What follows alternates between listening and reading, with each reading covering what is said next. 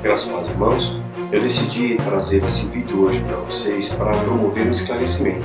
Agora está uma grande repercussão nas redes sociais e até num tom de alarido, num tom de alarme, né? E muitas pessoas preocupadas e assustadas com isso, porque agora nasceu o anticristo, né? Então falando sobre o bebê Lúcifer, né? Será que ele de fato é o anticristo? E muitas pessoas estão preocupadas com isso, está chovendo e-mail para mim. Então, na tentativa de trazer um esclarecimento, vou estabelecer esse videozinho curtinho para sua reflexão, para que você medite e para que você não seja enganado pelo manto da mentira. Conhece a verdade te liberta, não é isso? Então, qual é a premissa disso? Primeiro, o bebê nasceu e deram o nome de Lúcifer para ele, e ele já está sendo proclamado como anticristo. Inclusive, o líder da seita diz que quando os cristãos partirem, né, ele, o anticristo, vai governar sobre a terra. Então, olha a questão aqui. Então é necessário que os cristãos partam, né? Que os cristãos vão embora da terra para que ele governe. Aqui eu vou abrir um rápido parênteses. Existe uma vertente, né? Lembrando que essa seita aqui não é a seita que se refere à Irmandade, tá? As seitas secretas zelam muito por se manter secretas. Então ele não vai na mídia, o diabo não precisa de holofotes, né? É o pai da mentira, ele engana muito melhor se você não souber que ele existe. Não souber onde ele está, não conhecer, não é assim que a gente faz nas guerras, não se usam a camuflagem. Ninguém vai abertamente para a guerra, olha, eu sou o inimigo. Não, existe uma camuflagem, existe um disfarce, a Bíblia fala sobre isso, que os lobos vão vir disfarçados de ovelhas, vão até mesmo fazer sinais e prodígios para, se possível, enganar os próprios eleitos. Nós somos os eleitos. Então a estratégia de Satanás é promover um engano. E você não engana quando você fala declaradamente, olha o que eu estou fazendo. Isso não é engano, né? O diabo não é tolo, ele é um bicho inteligente, enganou até mesmo os anjos, então nós temos que ter sabedoria e discernimento para separar alma de espírito, para separar aqui o joio do trigo. Então pensar uma vertente. A verdadeira seita, realmente a Irmandade, que é uma seita secreta, você vai ouvir falar, você vai subindo os escalões, você vai ouvir falar até os Illuminati. Depois dos Illuminati dá a impressão que eles são um patamar máximo, que acima deles não tem mais ninguém. Mas tem, é ali que está a Irmandade, a seita secreta, onde eu tenho anunciado, né, e revelado esses segredos nos nossos livros, e também Rebecca Brown chegou a falar um pouco disso. Fora esses daí, eu ouço pouco a respeito de falar sobre esse tema, né? Então qual é a vertente? Quando os cristãos partirem, o que o satanismo acredita? Existe algo que eles estabeleceram cidades secretas, cidades subterrâneas, que segundo o satanismo, eu vi maquetes disso, eu nunca visitei uma dessas cidades. Existem maquetes em que comportam até 20 mil pessoas em cada uma dessas cidades, né? E elas são autossuficientes para gerar alimento ali, a energia elétrica por pequenas usinas nucleares. Isso faz com que haja manutenção de vidas. Então o diabo acredita, isso é ensinado na Irmandade, na alta magia. Ele acredita que de fato o apocalipse vai acontecer, e ninguém pode escapar da ira de Deus, não é verdade? Da ira do homem, você se esconde, né? Tem um terremoto, de repente tem uma guerra, tem uma guerra, você tem como se esconder. Você fica na trincheira, você usa os seus sistemas de defesa, mas e contra a fúria da natureza? Nós não temos como escapar da fúria da natureza. Quando vem um maremoto, quando vem um terremoto, erupções vulcânicas, né, se cai um meteoro sobre a Terra, ou seja, sobre a ira de Deus, nós não temos da onde nos esconder. E o que eles acreditam então? Eles vão se esconder nos subterrâneos, né? Eles vão ficar abrigados e protegidos nessas cidades subterrâneas, e aí quando o mundo acabar, ou seja, não vai sobrar mais nada, vai sobrar apenas escombros aqui, né? A igreja já foi arrebatada, o mundo virou escombros, vai haver um caos na Terra, eles saem dessas cidades subterrâneas e vão repovoar a Terra, uma espécie de segunda arca de Noé. Eles vão repovoar a Terra. São 5 cidades que eles acreditam, né? Seriam 5 que eles estavam no projeto de construção, fazendo uma alusão aqui ao número do pentagrama, uma série de outros contextos numerológicos que não vale a pena citar, não é pauta desse vídeo, não vai te edificar em nada. E cada uma dessas cidades com capacidade para 20 mil pessoas. Então, 100 mil pessoas dentro da Irmandade, pessoas selecionadas, né, por vários critérios, estariam então repovoando a Terra. Talvez seja isso que esse líder dessa seita, desse braço do satanismo, chegou a falar: quando os cristãos partirem, ele vai governar. Talvez ele já tenha ouvido falar essa vertente aí, embora eu acredito que ele não faça parte da alta magia, porque a alta magia procura zelar pelo seu anonimato, né? Não é interessante para o diabo ganhar holofotes, não é interessante para ele isso, né? Ao longo da história ele passeou durante muito tempo despercebido. Somente no Novo Testamento Jesus desnuda a imagem de Satanás. Pai da mentira, homicida desde o princípio, veio para roubar, matar e destruir, mostra sua aparência física, dragão, serpente, besta, chifres. Tudo isso nós vamos ver ancorado no Novo Testamento, nas palavras de Jesus, decifrando então claramente quem é o nosso adversário, a sua característica, a sua personalidade, inclusive a sua aparência física. Então esse bebê aqui, anticristo, não é o bebê anticristo. O diabo é o pai da mentira. É claro que ele engana, inclusive, os seus seguidores. Está enganando os seus seguidores, está usando o seu poder de persuasão, como ele enganou até mesmo os anjos. Então os seguidores estão cauterizados com a mentira, acreditam nisso. Como as pessoas acreditam nesse desafio aí do Charlie, como acreditam no negócio do copo, como acreditam em tantas outras coisas que a gente vê em nosso redor, né?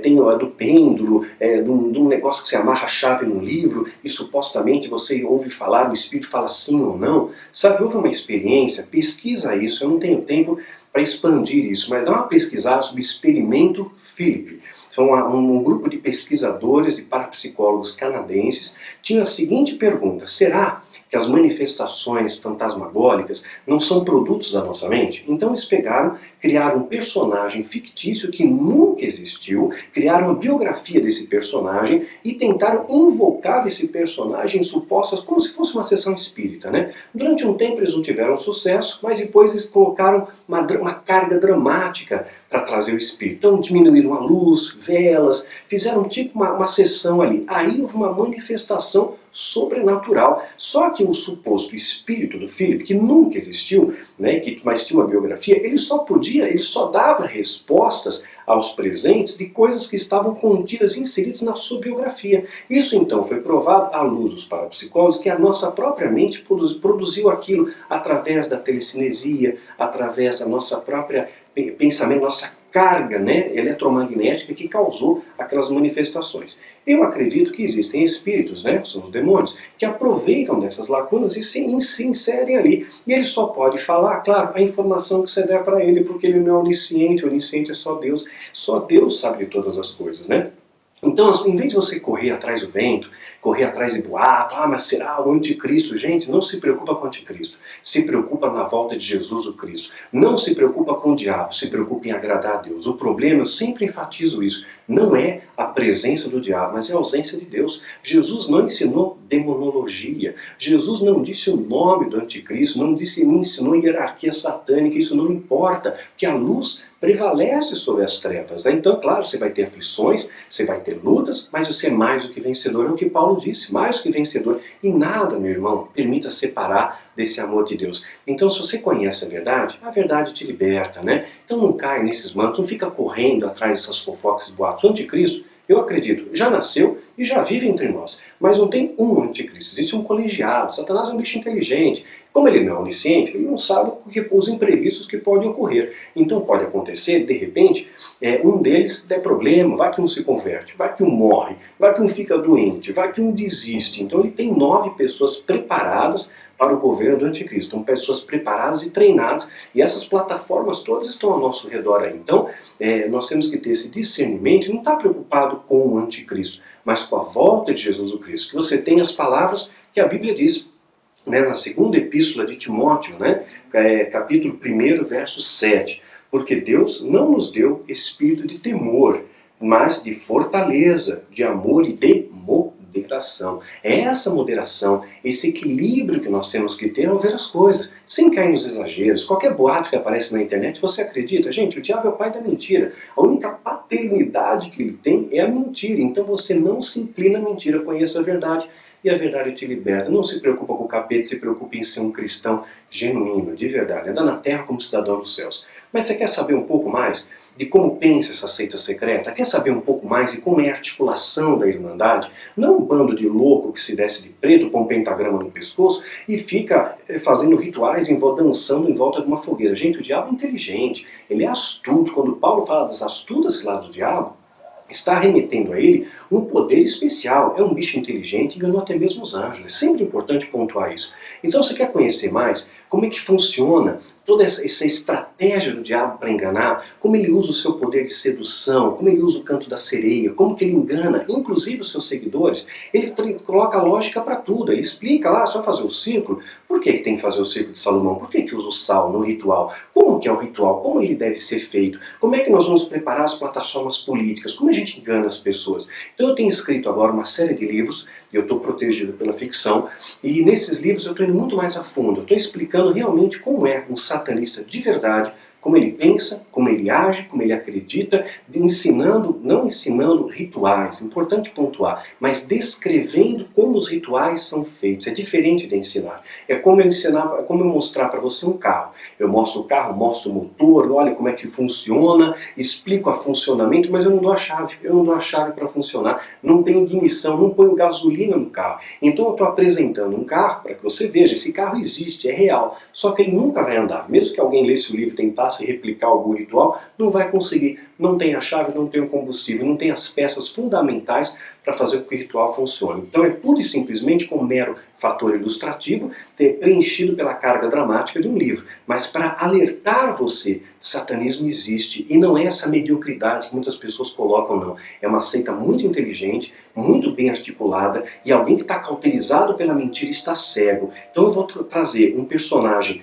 satanista de verdade, imerso nesse mundo das trevas, e vou colocar uma outra personagem cristã de verdade, como você deveria ser, como eu procuro ser, né? Cristão genuíno, que vive a Cristo, não apenas ouvir falar, mas que conhece a Deus e faz essa experiência, a esperança da sua vida, que é norteado pela trilha do amor e é fortalecido pela fé, que se renova a cada dia, a cada manhã. Então esse cristão verdadeiro, então esse duelo de ideias, esse confronto de valores, vai gerar uma escolha, né? Uma escolha perturbadora, uma escolha difícil, vai te levar a profundas reflexões e uma escolha que tem uma pena, que tem uma sentença que é a morte. Será que você estaria disposto a pagar esse preço por amor? Né? Então essa é a reflexão da trilogia que começou com Quilaim, lembrando bem, Quilaim, agora relançado pela Novo Século, tá? Relançado pela Novo Século, é o mesmo livro, tá? Vocês já viram, tem o Quilaim também lançado pela BV Books, é o mesmo conteúdo, tá? Só mudou a capa,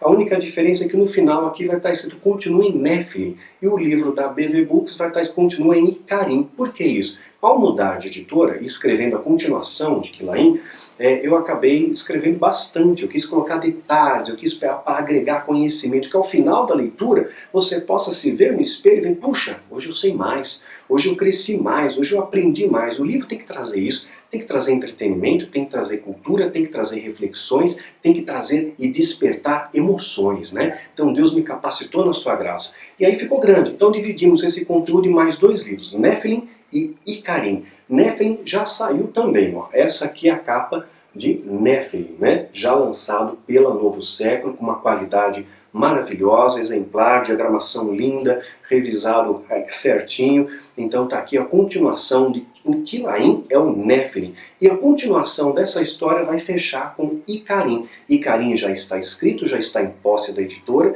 eles já vão começar os trabalhos de revisão, diagramação, toda aquela coisa que a editora faz, né? E para o final desse ano, de 2015, está previsto o seu lançamento. Talvez outubro, novembro desse ano, previsto a continuação e o final dessa história, onde você, juntamente com o personagem, vai ter que fazer uma escolha perturbadora, uma escolha desconcertante, mas o que ela vai definir na sua vida, vida e morte, bênção e maldição. É isso que eu queria deixar como reflexão para você, como reflexão para a sua vida. Não corra atrás de boato, não corra atrás de mentira. Conheça a verdade e a verdade te liberte. Quanto mais próximo você está de Deus, mais você ouve a voz de Deus, né? Quanto mais perto você está de Deus, você contempla a grandeza de Deus. Você olha o avião no céu, pequenininho, né? Parece pequeno, está longe de você. Vai lá no aeroporto e fica pertinho de um Boeing. Puxa, que grande esse avião. Com Deus é a mesma coisa. Quanto mais perto de Deus, maior você vai contemplar a grandeza dele e maior também será a sua proteção sobre a sua vida. Que você tenha o Espírito que Deus colocou aqui ao coração de Timóteo por orientação de Paulo, né? Tenha o Espírito de poder, de amor e de moderação. É isso que eu queria deixar para você, esse esclarecimento, viu? Que Deus te abençoe e te guarde.